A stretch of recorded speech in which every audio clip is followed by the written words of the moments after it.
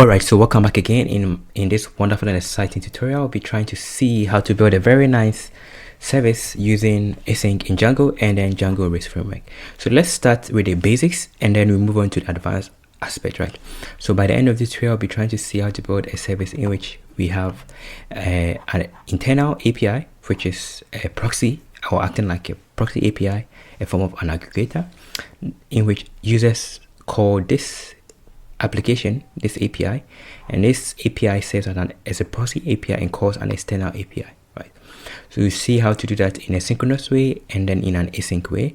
So the idea is this is the external API outside, and then we need to get information from here and then aggregate all of them so that if users call our API, they get this information. Let's see how to do that. So first of all, what is async and what is sync programming, right? So the idea is simple, something like this. So in case you are a chef and then let's say you're supposed to prepare some rice, right? So the synchronous approach is that first you fetch your vegetables, you finish cutting. So after you finish cutting, you pick your frying pan, you start boiling some oil, then you put in your vegetable that you have finished cutting into it. After you finish frying, you put on your water, you boil your water. Then after that, you put in the rice. You wash the rice, you put it inside the boiling water, then you cook, then after that you eat, right? So this is the synchronous approach as a chef or as a cook. The asynchronous approach is that you don't want to wait till you finish cutting before you start heating your frying pan, and then before you start frying and before you start boiling. So what you want to do is that you have 4 stoves, right, or 4 plates, and you have time that you can do that. So first you can start cutting. So whilst you are cutting, you put on your frying pan, then you start heating up the oil. Then whilst you cut a little, you put it inside and you wait for it to simmer, right? And whilst you are doing that, you switch on another stove, then you start boiling your water. So once you are cutting, you put it here. Whilst you are waiting for it to fry a little, you are boiling, right? So once this is already boiled, you put in your rice, and by the time you finish cutting all of them, this is already cooked and then you can eat. So this is the synchronous approach. You have to finish one before you move to the next.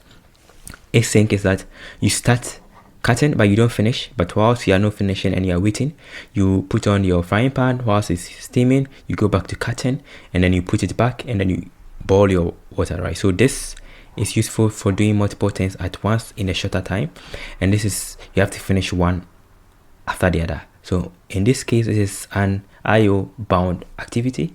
The input of this is put as the output of the other one, and so forth.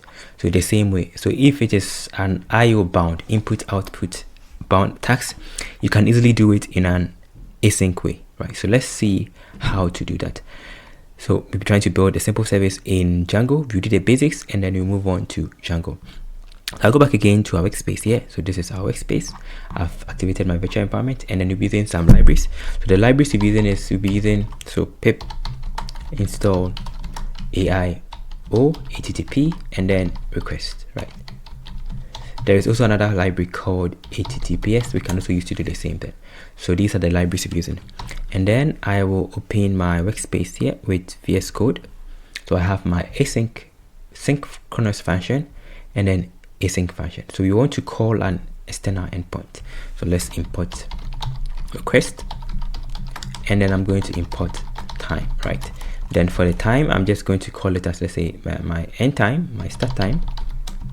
It's going to be time.time, and then I'll run my function here. Whatever function I want to run, I'll run it inside here, right? And then I'll go with my end time. We can also create a decorator to help us with that.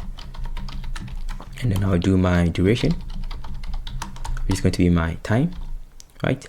So end minus start.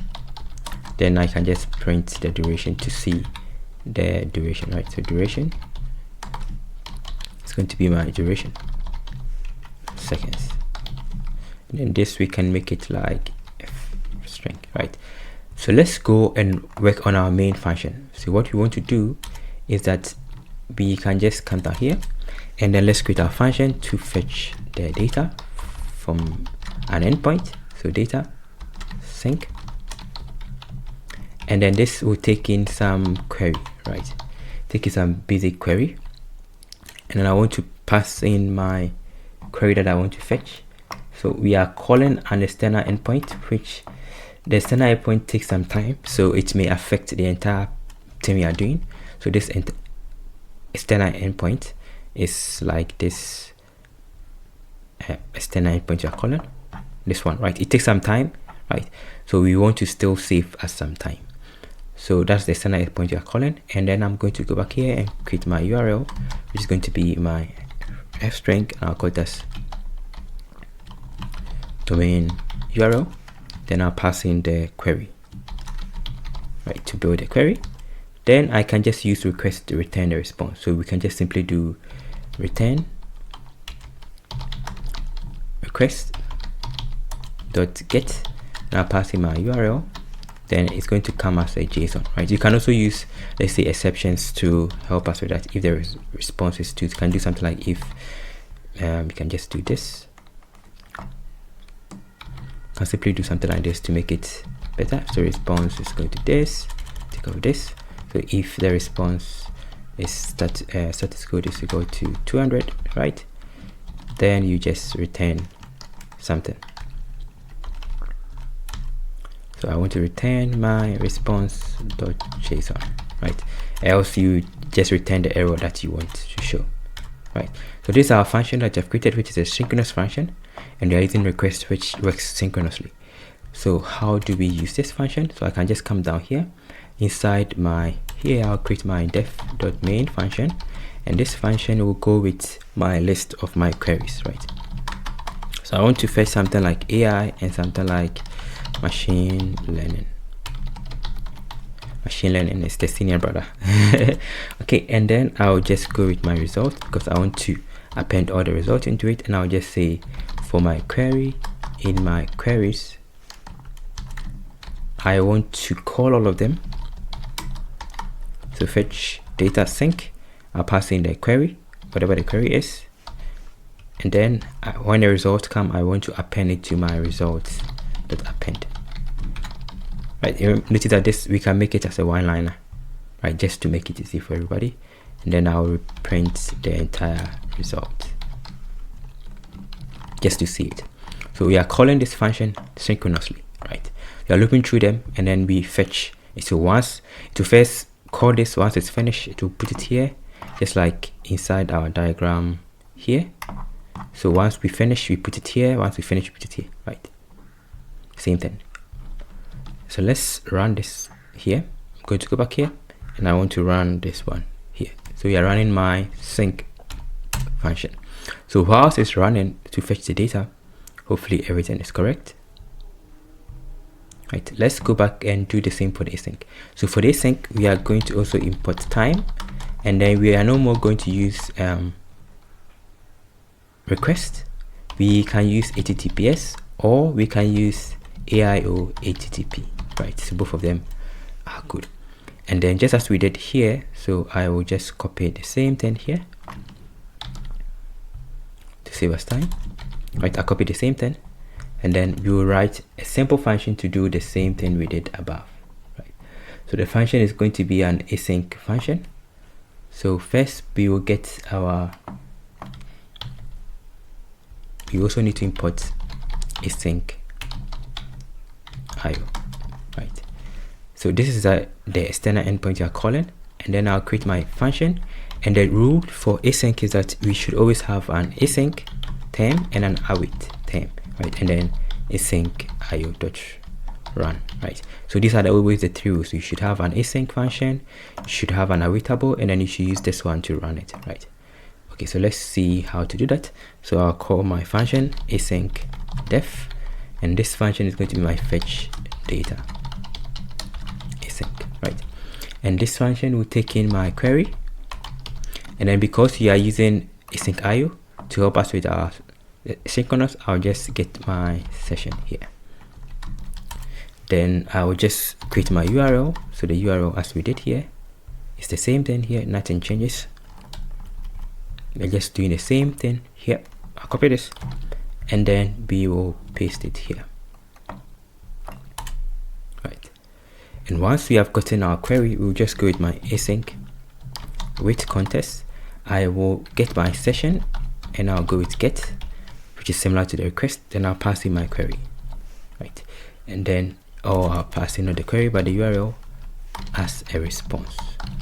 And when it returns the response, the next one is we need an await, right? So which is going to be my return await then response.json. So the await is like the chef is cooking whilst he's cutting. This has not finished. He put it here whilst this is heating up. He goes back, right? And now wait for this to finish, right? So that is the basic understanding. So awaiting, right? Sometime. Okay. So this is it. So we need to create our session, right? So we can do the session inside our main function. So I'll call it as my async def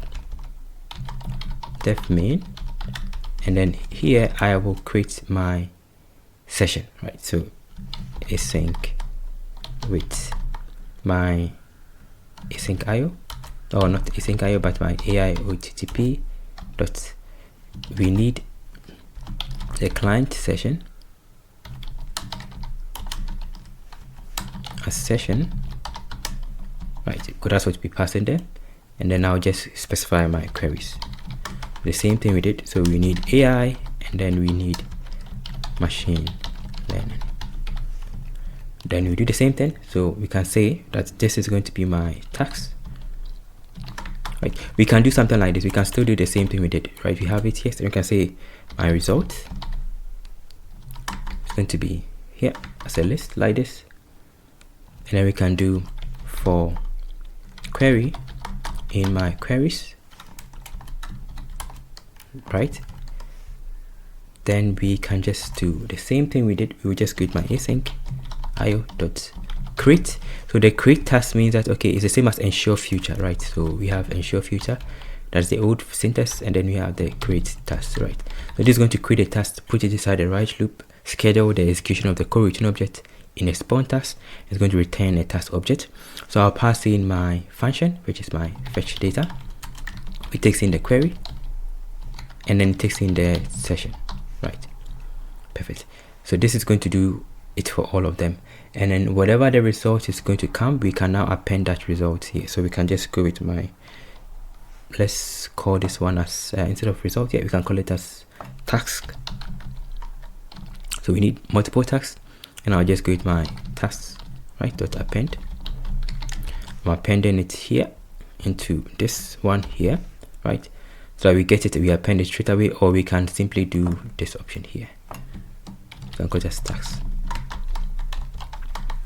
and append the task here, so that we have my task dot append task, right? Then we need to return, or we can print result. So result await.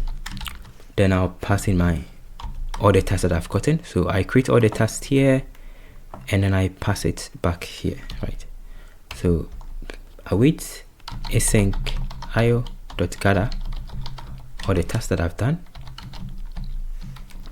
and since it's a list, I can just do an asterisk like this to unpack them. So let's do an asterisk to unpack them, right? And then we can now return.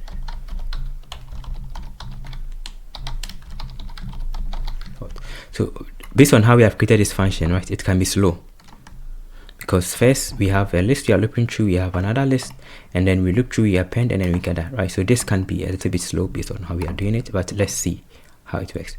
And now we can now call this function here. So to call it, the rule is we always need an async, which is here, and an awaitable. Perfect. And then we need this also to help us run our main function. So async io dot run, then I'll pass it here, right? So this is our function that you have created. So let's see if everything works as expected. So I'll go back again, and then I will go back here. Let's see the result. So this one took 42 seconds, right, for the sync one to finish. Let's run the async one. Hopefully there is no mistakes in our code. Hopefully. And whilst it's doing that, let's go through our code. So what we are doing is that first we need an async function, a function that can work asynchronously. And for a function to work asynchronously, we need the term async, and we need an Aiohttp, right? Perfect. And then we also need a library that is able to work asynchronous. So you cannot use HTTP here, it will fail, right? You need a library that can handle asynchronous calls. Then we created a session. Then we have our queries that we want to do it in batch. Then we loop through our queries, and then we create tasks to schedule what we are supposed to do, right? So we schedule the execution of coroutine objects, coroutine working in one after the other, right? And then we append all the tasks that I've created. Then we await it in bulk, and then we return the result. And then this is going to be our timestamp. So hopefully it takes time, right? Now it's finished. You can see that this one took 11 seconds and this took 42 seconds, right? So that is the advantage of having async. Async makes your applications, it saves you a lot of time, right? So instead of this finishing for this to continue and this finishing for this, whilst this is still on, we switch to another task, and then whilst this is finished, we move on, right? Like that. So that is why this one took 11 seconds here and this took 42 seconds, right? So that is the basic understanding behind working with async and then synchronous programming. This is mostly useful for request for IO bound activity. So an IO bound activity is anything, so it's very useful for IO bound. All right, so IO bound activity, IO means input output. So things that requires input output can be maybe network calls, right? A calling an external request, right?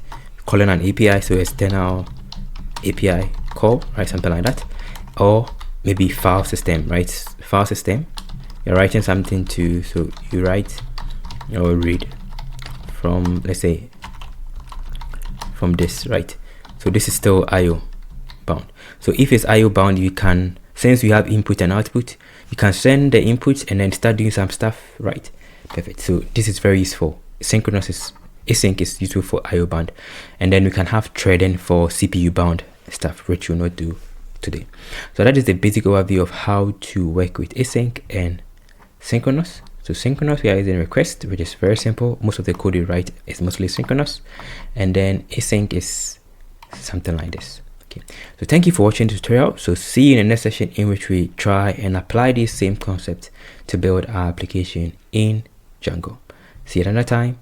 Stay blessed.